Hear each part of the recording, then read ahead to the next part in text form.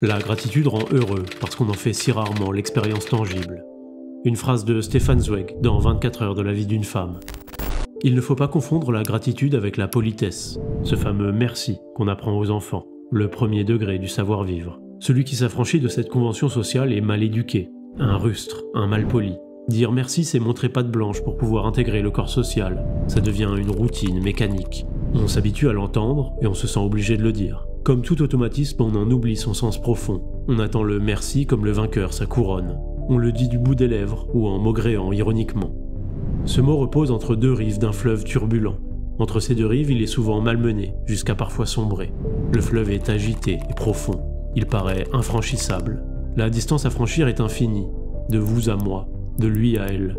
De celui qui donne à celui qui reçoit. De celui qui se sent l'obligé à celui qui se croit grand seigneur. La politesse, c'est construire un pont en bois fragile entre ces deux rives. Pour le consolider, il faut aller plus loin. Faire preuve de gratitude, c'est créer une brèche dans le mur de rationalité de notre monde moderne. C'est un don aussi inattendu qu'imprévisible, comme un rayon de soleil qui traverse la couche nuageuse pour réchauffer les cœurs. La gratitude est le moteur invisible de notre moralité.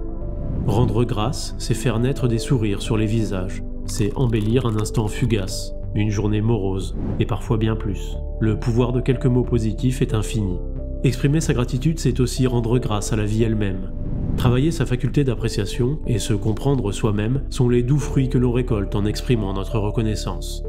Qu'ils sont puérils, ces petits individus qui croient ne rien devoir à personne. Ne vous contentez pas de prononcer le fameux mot magique.